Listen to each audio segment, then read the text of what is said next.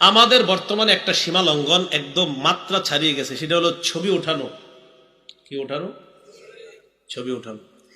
এত বেশি এটা হয়ে গেছে, একজনের 200 ছবি উঠে। কয়শো? আর 2000 আরো বেশি। এই এলাকায় মনে করেন এমন একজন লোক আসলো, আমি কাউরে ছোট করছি না, মানে যারা ইসলামের কাজ করে না, ইসলাম বহির্ভূত অন্যান্য কাজে যারা জড়িত, মনে করেন যারা কোরআন সুন্নাহ প্রচার করে, এছাড়া অন্য আরেক দল, যাদেরকে আসলে আপনারা সাধারণত তাদের সাথে দাঁড়ায় একটা ছবি তুলতে চান। এখন যে হোক বলেন না, এটা মানে এমন এমন কাজ করে যারা কিছু গুনাহের কাজ করে, কিন্তু তারা খুব পপুলার, তাদের সাথে আপনারা ছবি তুলেন। কোরআন সুন্নাহ যারা প্রচার করে তাদের সাথেও 10টা 20টা হুজুর এভাবে একটু ওভাবে একটু ওভাবে, প্রধান চেয়ারটায়, বিশেষ চেয়ারটায়, আমার খাদেমের, আমার অ্যাসিস্ট্যান্টের চেয়ারে একটু বসেন, এইভাবে হুজুর মিষ্টিরা মুখে দেন, আমার মুখে একটা দেন, আমার মুখে লোকমা উঠাইয়া দেন, এরকম ছবি আপনারা তোলেন। তো ওই তাদের মাঝে আর কোরআন ওয়ালাদের মাঝে পার্থক্য কোথায় রাখলেন? এটা মাত্রা অতিক্রম হয়ে গেছে।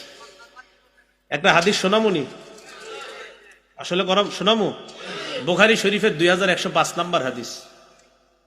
কোন কিতাব? 2105 নম্বর। এই হাদিসের মধ্যে আসছে, আম্মা জান আয়েশা সিদ্দিকা রাদিয়াল্লাহু তাআলা আনহা থেকে বর্ণনা করেছেন কাসিম ইবনে মুহাম্মদ। আম্মা জান আয়েশা সিদ্দিকা রাদিয়াল্লাহু তাআলা আনহা ইশতারাত নুমরুকাতান ফিহা তাসাবির, একটা বালিশ কিনছে, ছবিওয়ালা বালিশ। কি বালিশ? বালিশের ভিতরে অনেকগুলো ছবি। ফালাম্মা রাআহা রাসূলুল্লাহ সাল্লাল্লাহু আলাইহি ওয়াসাল্লাম কামা আলাল বাব, যে দরজা দিয়ে আল্লাহ নবী ঢুকবেন, নবীজি দরজা দিয়ে ঢুকার সময় বালিশের উপর যখন নজর পড়ছে, আল্লাহ নবী দরজার মধ্যে দাঁড়িয়ে গেছে, ঘরে ঢুকে না। আম্মাজান কিচ্ছু বুঝতেছে না, ঘটনা কি? আম্মাজান আয়েশা সিদ্দিকা বলেন, আরাফতু ফি ওয়াজহিহিল কারাহিয়াতা, নবীজির চেহারা মুবারকের মধ্যে আমি অসন্তুষ্টির ছাপ দেখতে পাইলাম। আমি বললাম, ইয়া রাসূলুল্লাহ, আমি আল্লাহর কাছে ক্ষমা চাই, আল্লাহ রসুলের কাছে ক্ষমা চাই। মাজা আজনাবতু, আমার অপরাধটা কি একটু জানতে চাই, যে অপরাধের কারণে আপনার চেহারাটার মধ্যে অসন্তুষ্টির ছাপ। নবীজি বললেন, মা বালু হাদিহিন নুমরুকা, এই বালিশের অবস্থা কেন? আম্মাজান কয়, তখন আমি বুঝছি। তো আম্মাজান আয়েশা সিদ্দিকা রাদিয়াল্লাহু তাআলা আনহা বললেন, ইশতারাইতুহা লাকা লিতাকুদা আলাইহা, হুজুর এটা আপনার জন্য কিনছি, আপনি যেন এটার উপরে হেলান দেন। ফাতাওয়াসসাদাহা, মাঝে মাঝে এটারে বালিশ বানায় যেন আপনি শুইতে পারেন, এই জন্য কিনলাম। নবীজি বললেন, সাবধান, এই কাজ আর কখনো করবা না। ইন্না আসহাবা হাদিহিস সুওয়ার ইউবআসুনা ইয়াউমাল কিয়ামা, কিয়ামতের ময়দানে ছবিকার, ছবিওয়ালাদেরকে সবচেয়ে বেশি শাস্তি দেওয়া হবে। তিরমিজি শরীফের 1749 নম্বর হাদিসের বর্ণনা, বাচ্চার ছবিগুলো উঠাইয়া ঘরের মধ্যে টানায় রাখেন, স্বামী স্ত্রীর ছবি ঘরে টানানো আসেনি হুজুর? নাহা রাসূলুল্লাহ সাল্লাল্লাহু আলাইহি ওয়াসাল্লাম আনিস সূরাতি ফিল বাইত, নবীজি ঘরে ছবি টানিয়ে রাখতে নিষেধ করেছেন। বলেন সবাই, নবীজি ঘরে ছবি টানিয়ে রাখতে বলেন। তিরমিজি শরীফ 1749 নম্বর হাদিস। এবার আমি জিজ্ঞাসা করি, আপনারা জবাব দিবেন। 1749 নম্বর হাদিস তিরমিজির, এই হাদিসে নবী কি নিষেধ করছেন? এটা কি আমার কথা না নবীর? ওয়ানাহা আইয়ুসনা যালিকা, এগুলা বানাইতে নবীজি নিষেধ করছেন। ঘরের মধ্যে ছবি উঠাইতে নিষেধ, ছবি বানাইতে নিষেধ। তাকওয়ার ফলাফল 12টা ফলাফল জানবো আমরা। বলেন কয়টা? 12টা। যদি তাকওয়া অবলম্বন করেন 12টা ফলাফল। 1 নাম্বার, এর চেয়ে আর বড় ফলাফল কি চান? যেই ব্যক্তি তাকওয়া অর্জন করে, যেই ব্যক্তি মুত্তাকি, আল্লাহ তাকে ভালোবাসে। মসজিদের মধ্যে আপনি রওনা করলেন, রওনা করার সময় মসজিদের সামনে দেখলেন আরেক মুসলমানের সুন্দর জুতা। আপনি চিন্তা করলেন, আমার পায়ের নিচে ময়লা আছে, আমি যদি তার জুতার মধ্যে পাড়া দিই, তার জুতার মধ্যে ময়লা লেগে যাবে। আল্লাহকে ভয় করলেন, মুসলমানকে কষ্ট দিলেন না। আল্লাহ বলেন, ইন্নাল্লাহা ইউহিব্বুল মুত্তাকিন, বান্দা আমি তো তোকেই ভালোবাসি। সূরা তাওবা 4 নম্বর আয়াতে আল্লাহ বলেন, ইন্নাল্লাহা ইউহিব্বুল মুত্তাকিন, মুত্তাকিদেরকে আল্লাহ ভালোবাসেন। বলেন, মুত্তাকিদেরকে কে ভালোবাসে? আল্লাহ ভালোবাসে। 2 নাম্বার, যারা মুত্তাকি, আল্লাহ তাদের জন্য আল্লাহর রহমত লিখে দেয়। মুত্তাকিদের জন্য আল্লাহর রহমত। সূরা আরাফের 156 নম্বর আয়াত, ওয়া রাহমাতি ওয়াসিআত কুল্লা শাই, আমার রহমত সব জিনিসকে বেষ্টন করে রাখে। ফাসাকতুবুহা লিল্লাযিনা ইয়াত্তাকুন, যারা তাকওয়া অবলম্বন করে আমি আল্লাহ তাদের জন্য আমার রহমত লিপিবদ্ধ করে দেই। বলেন, তাকওয়া অর্জন যারা করে তাদের জন্য রহমত লিপিবদ্ধ করে দেয় কে? যারা মুত্তাকি তাদেরকে ভালোবাসেন কে? এগুলো দুই। 3 নাম্বার, যারা মুত্তাকি এর চেয়ে আর বেশি কি জান, তাদের সাথে আল্লাহ থাকেন, তাদের সাথে আল্লাহ থাকেন। সূরা নাহাল 128 নাম্বার আয়াত। এই কথাগুলা শুধু কানে নিবেন না, দিলে ঢুকান। সূরা নাহালের 128 নাম্বার আয়াতে আল্লাহ বলেন, ইন্নাল্লাহা মাআল্লাযীনা তাকাও ওয়াল্লাযীনা হুম মুহসিনুন, নিশ্চয়ই যারা তাকওয়া অবলম্বন করে, যারা মুত্তাকি হয়ে যায় এবং যারা সৎকর্মশীল, আল্লাহ বলেন নিশ্চয়ই আল্লাহ তাদের সাথে আছেন। রাতের বেলা আপনি রাস্তা দিয়ে হেঁটে যাচ্ছেন, হঠাৎ আপনার প্রস্রাবের ব্যাগ হয়েছে, আপনি চিন্তা করলেন এই রাস্তার পাশে আমি প্রস্রাব করে দেই, হঠাৎ আবার চিন্তায় পড়ে গেলেন এটাই না আরেকজনের বাসা আছে, তার বাড়ির সামনে প্রস্রাব করলে ফজরের সময় ওইটা লোকটা কষ্ট পাবে, না না এটা আমার ঠিক না, আমি এমন জায়গায় যাই যেই জায়গায় মানুষ চলাচল করবে না। আল্লাহ কয় এই যে তাকওয়া অবলম্বন করলা আমি তোর সাথে আছি। ইন্নাল্লাহা মাআল্লাযীনা তাকাও, যারা তাকওয়া অবলম্বন করে আল্লাহ বলে নিশ্চয়ই আল্লাহ তাদের সাথে আছে। 4 নাম্বার, যারা তাকওয়া অবলম্বন করে তাদের দুনিয়াতেও ভয় নাই, আখিরাতেও ভয় নাই। সুবহানাল্লাহ। বলেন, তাকওয়া অবলম্বন করে দুনিয়াতেও আখিরাতেও ভয় নাই। কারণ রাতের অন্ধকারে আল্লাহর ভয়ে চিন্তা করছে, না না কেউ দেখবে না দুনিয়ার, আমি এটা করেই ফেলি, না না ছি ছি আল্লাহ তো দেখতেছেন, কিয়ামতের মাঠে আল্লাহ আপনাকে দেখবে।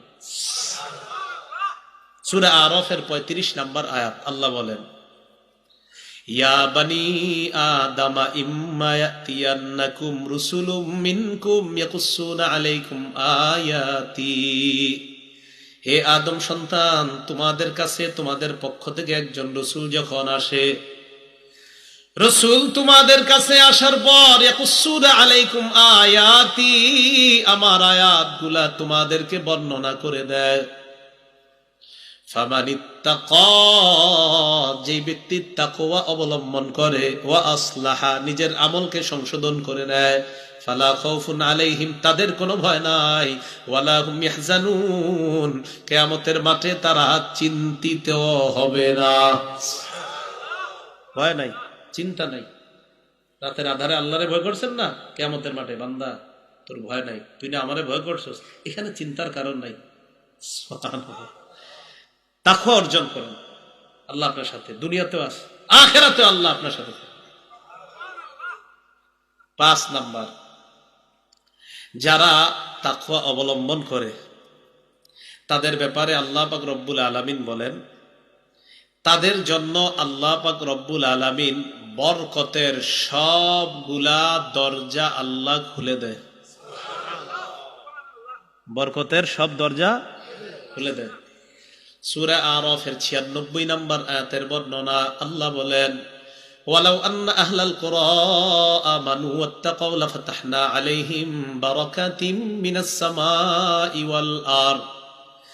আল্লাহ বলেন, ওয়ালাউ আন্না আহলাল কুরা আমানু, গ্রামবাসী যদি ঈমান আনতো, ওয়াত্তাকাউ তাকওয়া অবলম্বন করতো, লাফাতাহনা আলাইহিম বারাকাতিম মিনাস সামাই ওয়াল আরদ, আমি আল্লাহ আসমান আর জমিনের সমস্ত বরকতের দরজা তাদের জন্য খুলে দিতাম। তাকওয়া অবলম্বন করলে আসমান জমিনের বরকতের সব দরজা খুলে দিবেন কে? আল্লাহ। 5 6 নাম্বার, যারা তাকওয়া অবলম্বন করে তাদেরকে আল্লাহ বেহিসাব ব্যাপক অনেক বড় পুরস্কার আল্লাহ তাদেরকে দান করবেন। সূরা তালাকের 5 নম্বর আয়াতে আল্লাহ বলেন, জালিকা আমরুল্লাহি আনজালাহু ইলাইকুম, এটা আল্লাহর নির্দেশ, তিনি তোমাদের প্রতি নাজিল করলেন। ওয়া মাইয়াত্তাকিল্লাহা ইয়াজআল লাহু মিন আমরিহি ইউসরা, ওয়া মাইয়াত্তাকিল্লাহা, যে ব্যক্তি আল্লাহকে ভয় করে, আল্লাহ বলেন ইয়াজআল লাহু মিন আমরিহি ইউসরা, আল্লাহ পাক রব্বুল আলামিন তার বিষয়গুলা সহজ করে দেয়। ইউকাফির আনহু সাইয়্যাতিহি, আল্লাহ তার গুনাহগুলো মাফ করে দেয়। ওয়া ইউযিম লাহু আজরা, আল্লাহ তার জন্য বিরাট প্রতিদান দান করে দেয়। 7 নাম্বার, যারা তাকওয়া অবলম্বন করে গায়েব থেকে তাদের রিজিকের ফয়সালা হয়ে যায়। এই জোরে বলেন, যারা তাকওয়া অবলম্বন করে কোত্থেকে ফয়সালা হয়? আরো জোরে, কোত্থেকে? সূরা তালাকের 2 নাম্বার এবং 3 নাম্বার আয়াত আল্লাহ বলেন, ওয়া মাইয়াত্তাকিল্লাহা ইয়াজআল লাহু মাখরাজা, যেই ব্যক্তি আল্লাহকে ভয় করে আল্লাহ তাকে সমস্ত বিপদ আপদ থেকে উত্তরণের ব্যবস্থা করে দেয়। ওয়া ইয়ারযুকুহু মিন হাইসু লা ইয়াহতাসিব, বিশ্বাস করেন আল্লাহ বলেন তাকে আল্লাহ রিজিক এমন জায়গা থেকে দেয় সে কল্পনাও করতে পারবে না। কোত্থেকে? এমন জায়গা থেকে দেয় সে কল্পনাও করতে পারবে না। কারণ গায়েব থেকে আল্লাহ রিজিকের ব্যবস্থা করে দিবেন, আপনি কল্পনাও করতে পারেন না। আপনি তাকওয়া যদি অবলম্বন করেন, করব তো ইনশাআল্লাহ। 8 নাম্বার, যারা মুত্তাকি তাকওয়া অবলম্বন করে তাদেরকে আল্লাহ স্পেশাল নূর দান করে, ওই নূরের সাহায্যে তারা দুনিয়াতে চলে। সুবহানাল্লাহ। তাকওয়া অবলম্বন করেন, নূরের সাহায্যে চলবেন। এই নূর আপনাকে গুনাহ করতে দিবে না, এই নূর আপনাকে গুনাহ করতে দিবে না। এই নূরের সাহায্যে যখন চলবেন, এই নূর আপনাকে টেলিভিশনের দিকে তাকাইতে দিবে না। আল্লাহ মুত্তাকি যখন তাকওয়া যখন অর্জন করবেন, একটু কষ্ট হবে, শয়তান বারবার বলবে ভিন নারীর প্রতি তাকাও, না তাকাবো না, আবার বলবে তাকাও, না তাকাবো না। এইভাবে আপনি মুত্তাকি হয়ে যান, আল্লাহ আপনাকে পুরা একদম জীবনটাই নূর আর নূর ধারা ভরপুর করে দিবেন। সূরা হাদীদের 28 নাম্বার আয়াত আল্লাহ বলেন, ইয়া আইয়ুহাল্লাযীনা আমানুত্তাকুল্লাহ ওয়া আমিনু বিরাসূলিহি ইউতিকুম কিফলাইনি মির রাহমাতিহি। আল্লাহ বলেন, হে ঈমানদারগণ, ইত্তাকুল্লাহ, আল্লাহকে ভয় করো, ওয়া আমিনু বিরাসূলিহি, আল্লাহ রাসূলের উপর ঈমান আনো। ইউতিকুম কিফলাইনি মির রাহমাতিহি, আল্লাহ আপন অনুগ্রহে তোমাদেরকে ডাবল সওয়াব দান করবেন। পরে কি করেন? ওয়া ইয়াজআল লাকুম নূরা, এমন নূর আল্লাহ দান করবেন, তামশুনা বিহি, ওই নূরের সাহায্যে তোমরা চলতে পারবা। আরো আছে, ওয়া ইয়াগফির লাকুম, জীবনের সব গুনাহগুলো আল্লাহ মাফ করে দিবেন। এগুলো 8 নাম্বার। 9 নাম্বার, তাকওয়ার মাধ্যমে শয়তানের কুমন্ত্রণা থেকে বাঁচা যায়। সুবহানাল্লাহ। কার কুমন্ত্রণা? শয়তান। সূরা আরাফের 201 নাম্বার আয়াত আল্লাহ বলেন, ইন্নাল্লাযীনা তাকাউ ইযা মাসসাহুম তাইফুম মিনাশ শাইতান তাযাক্কারু ফাইযা হুম মুবসিরুন। যারা তাকওয়া অবলম্বন করে, ইন্নাল্লাযীনা তাকাউ, যারা তাকওয়া অবলম্বন করে, ইযা মাসসাহুম তাইফুম মিনাশ শাইতান, তাদেরকে যখন শয়তানের কোনো কুমন্ত্রণা স্পর্শ করে, শয়তানের কোন কুমন্ত্রণা স্পর্শ, মানে আপনি তাকওয়া অবলম্বন করে ইদানিং চলা শুরু করছেন, হঠাৎ শয়তানের কুমন্ত্রণা আপনার ভিতরে এসে গেছে, তাযাক্কারু, সাথে সাথে আল্লাহর স্মরণ এসে যায়। সুবহানাল্লাহ। ফাইদা হুম মুবসিরুন, তখন তার দৃষ্টি শক্তি খুলে যায়, বুঝতে পারে এটা গুনাহ, এটা গুনাহ না। সুবহানাল্লাহ। তাকওয়া অর্জন করবেন যখন, তখন দেখবেন হাজারো গুনাহ থেকে এই তাকওয়া আপনারে ফিরায়, না না এটা করো না, আপনারে ফিরায় রাখে। 9 নাম্বার। 10 নাম্বার, কাফের মুশরিকদের বিরুদ্ধে তাকওয়া এক মুমিনের শ্রেষ্ঠ হাতিয়ার। সুবহানাল্লাহ। আমার সাথে বলেন, বলেন, শত্রুদের বিরুদ্ধে মুমিনের জন্য শ্রেষ্ঠ হাতিয়ারের নাম তাকওয়া। মনে থাকবে নি? সূরা আলী ইমরানের 120 নাম্বার আয়াত আল্লাহ বলেন, ইন তামসাসকুম হাসানা, তোমাদের কি যদি কোনো কল্যাণ স্পর্শ করে, মুমিনদেরকে আল্লাহ বলে, ইন তামসাসকুম হাসানা, কোন কল্যাণ যদি তোমাদের কাছে এসে যায়, কোন কল্যাণ যদি তোমাদেরকে স্পর্শ করে, তাসুহুম, বেঈমানরা কষ্ট পায়। মুমিনদের কল্যাণ আসলে বেঈমানদের ভালো লাগে না। যেমন আমাদের দেশে আলেম ওলামাদের যদি একটু ভালো ভালো অবস্থা হয়, একদল নামদারি মুসলমানের সহ্য হয় না, আছে না? ইন তামসাসকুম হাসানা, তোমাদের যখন কোনো কল্যাণ আসে, তাসুহুম, শত্রুদেরকে কষ্ট দেয় বিষয়টা, তোর এই অবস্থাটা, হ্যাঁ, হুজুরদেরকে এত দাম দেয় কেন সবাই, এর সহ্য হয় না। ইন তামসাসকুম হাসানা, তোমাদের যদি কোনো কল্যাণ আসে, তাসুহুম, তাদের কষ্ট লাগে। ওয়াইন তুসিবহুম সাইয়্যাহ, তোমাদের যদি কোনো বিপদ আসে ইয়াফরাহু বিহা, তারা খুশি হয়। কি হয়? বুঝ এবার হুজুর বুঝ, খুশি হয়। কি এই চরিত্র আছে কিনা? আল্লাহ বলেন চিন্তার কোনো কারণ নাই। ইন তাসবিরু, যদি ধৈর্য ধারণ করো, এরা বলবেই ওয়াতাত্তাকু, তাকওয়া অবলম্বন করো, লা ইয়াদুররুকুম কাইদুহুম শাইআ, তাদের চক্রান্ত তোমাদের কোনো ক্ষতি করতে পারবে না। তাহলে বলেন তারা খুশি হোক আর বেজার হোক, আমাদের যদি তাকওয়া থাকে তাদের বেজার আমাদের কোনো ক্ষতি করতে পারবে না। তাহলে শত্রুদের থেকে মুমিনের বাঁচার শ্রেষ্ঠ হাতিয়ারের নাম। আপনারা এসে বলবে এই অমুক শত্রু কিন্তু আপনার এই কাজে খুশি হয়েছে, আপনি বাদ দেন এগুলো। কেন ভাই? আপনি বলবেন ভাই আমি আল্লাহরে ভয় করি, আল্লাহ বলছে আল্লাহরে যদি ভয় করি তাদের এই জাতীয় চক্রান্ত আমার কোনো ক্ষতি করতে পারবে না। 10 নাকি 10 গেল না? 11 চলে গেছে, 10 গেছে। 11 নাম্বার সোজা 7টা কথা, মুত্তাকিদের শুভ পরিণতি, শেষ পরিণতি মুত্তাকিদের জন্য। বলেন শেষ পরিণতি, ভালো ফলাফল, আখেরি ভালো ফলাফল, বলেন শেষ ভালো ফলাফল, বলেন মুত্তাকিদের জন্য। তাহলে সর্বশেষ যে চূড়ান্ত শ্রেষ্ঠ ফলাফল কাদের জন্য?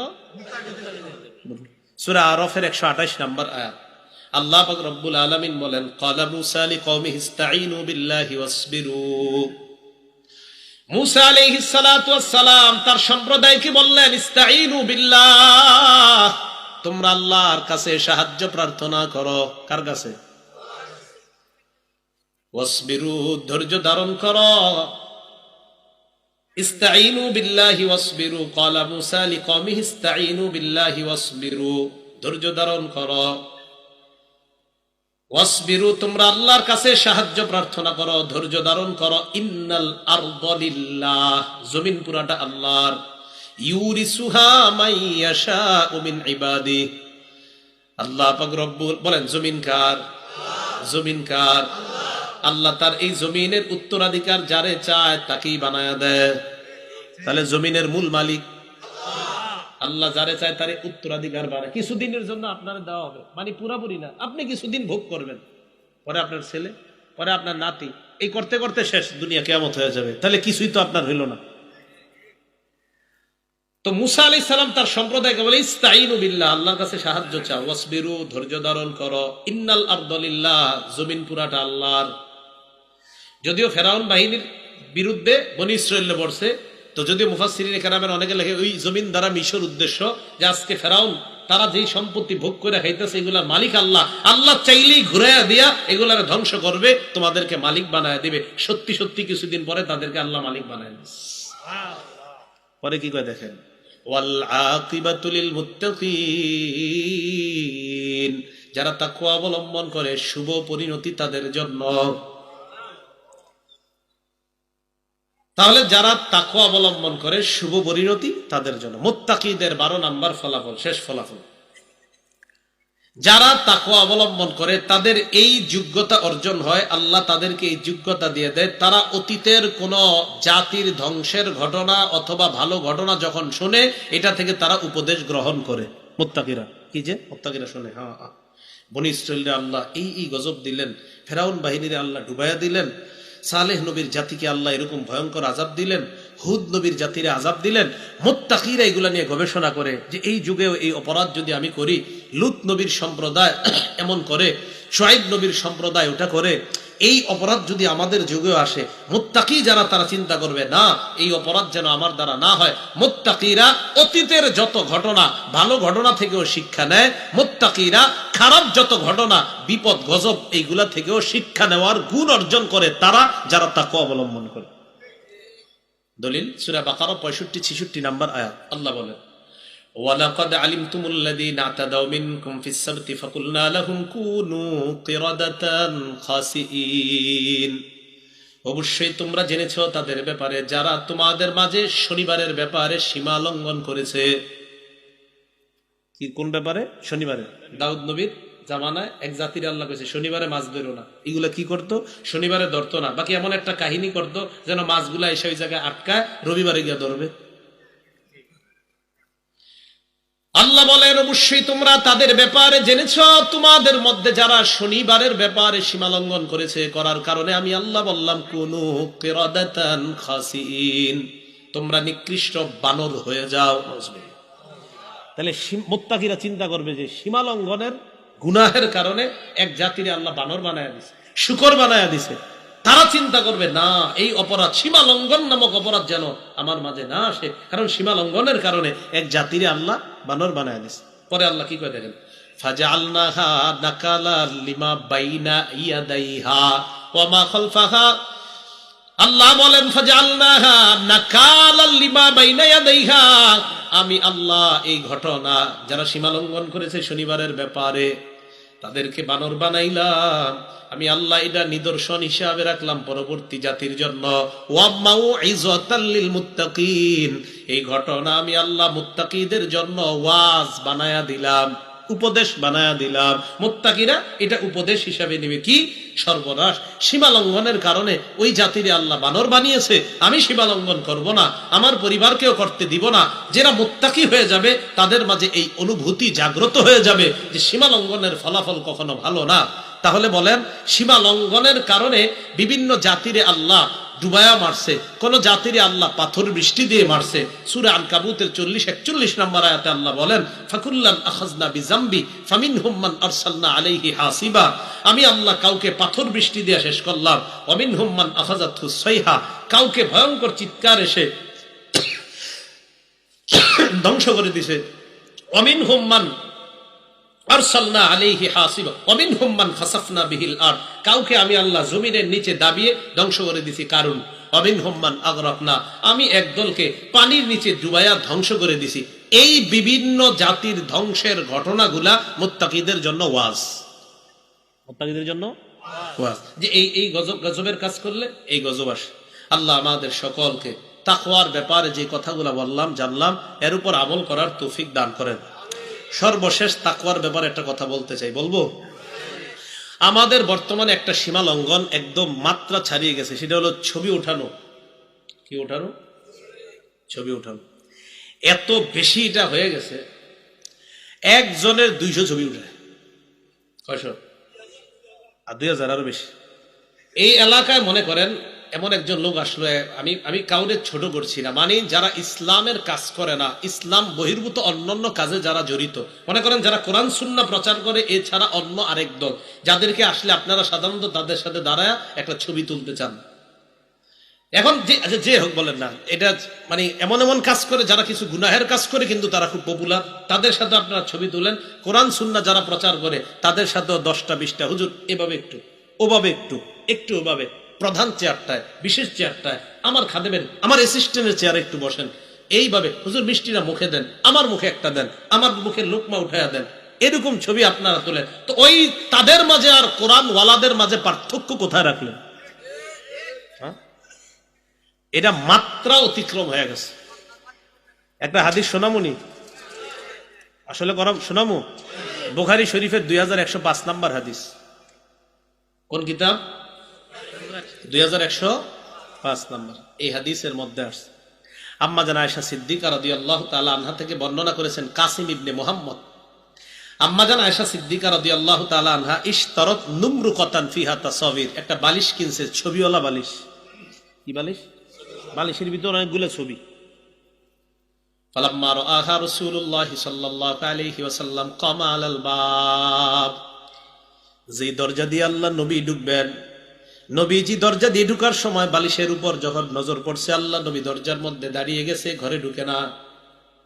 আম্মা জান কিচ্ছু বুঝতেছে না, ঘটনা কি? আম্মা জান আয়েশা সিদ্দিকা বলেন, আরাফতু ফি ওয়াজহিহিল কারাহিয়াতা, নবীজির চেহারা মুবারকের মধ্যে আমি অসন্তুষ্টির ছাপ দেখতে পাইলাম। আমি বললাম, ইয়া রাসূলুল্লাহ, আমি আল্লাহর কাছে ক্ষমা চাই, আল্লাহর রাসূলের কাছে ক্ষমা চাই। মাজা আজনাবতু, আমার অপরাধটা কি একটু জানতে চাই, যে অপরাধের কারণে আপনার চেহারাটার মধ্যে অসন্তুষ্টির ছাপ। নবীজি বললেন, মা বালু হাদিহিন নুমরুকা, এই বালিশের অবস্থা কেন? আম্মা জান কয়, তখন আমি বুঝছি। তো আম্মা জান আয়েশা সিদ্দিকা রাদিয়াল্লাহু তাআলা আনহা বললেন, ইশতারাইতুহা লাকা লিতাকুদা আলাইহা, হুজুর এটা আপনার জন্য কিনছি, আপনি যেন এটার উপর হেলান দেন। ফাতাওয়াসসাদাহা, মাঝে মাঝে এটারে বালিশ বানায় যেন আপনি শুইতে পারেন, এই জন্য কিনলাম। নবীজি বললেন, সাবধান, এই কাজ আর কখনো করবা না। ইন্না আসহাবা হাদিহিস সুওয়ার ইউবআসুনা ইয়াউমাল কিয়ামা, কিয়ামতের ময়দানে ছবিকার, ছবিওয়ালাদেরকে সবচেয়ে বেশি শাস্তি দেওয়া হবে। তিরমিজি শরীফের 1749 নম্বর হাদিসের বর্ণনা। বাচ্চার ছবিগুলো উঠাইয়া ঘরের মধ্যে টানায় রাখেন, স্বামী স্ত্রীর ছবি ঘরে টানানো আসেনি হুজুর? নাহা রাসূলুল্লাহ সাল্লাল্লাহু আলাইহি ওয়াসাল্লাম আনিস সূরাতি ফিল বাইত, নবীজি ঘরে ছবি টানিয়ে রাখতে নিষেধ করেছেন। বলেন সবাই, নবীজি ঘরে ছবি টানিয়ে রাখতে বলেন। তিরমিজি শরীফ 1749 নম্বর হাদিস। এবার আমি জিজ্ঞাসা করি, আপনারা জবাব দিবেন। 1749 নম্বর হাদিস তিরমিজির, এই হাদিসে নবী কি নিষেধ করছেন? এটা কি আমার কথা না নবীর? ওয়ানাহা আইয়ুসনা যালিকা, এগুলা বানাইতে নবীজি নিষেধ করছেন। ঘরের মধ্যে ছবি উঠাইতে নিষেধ, ছবি বানাইতে নিষেধ। আর এখন তো মাঝে মাঝে দেখি বিভিন্ন চ্যানেলে আমার পাশে অনেক মহিলাদেরও ছবি আছে। এই জায়গা আমার পাশে, আপনারা কি মহিলা? এই পাশে কোনো মহিলা আছে? আপনি দেখবেন কালকে আমার এই পাশে মহিলা বসে রয়েছে, মানে ছবিতে এরকম বানাই দিবে না, আপনি বুঝবেনও না। কেমনে জানি এক মেয়ের ছবি লাগাই দিবে। এই স্টেজে কি কোনো মহিলা আছে? কিন্তু দেখবেন যে পাশে মহিলা একজন বসা, এটা কেমনে জানি করে ফেলে। তো এই যে রাসূল সাল্লাল্লাহু আলাইহি সাল্লাম ওটা ওখানে নাক টানাইতে নিষেধ করছে ঘরের মধ্যে।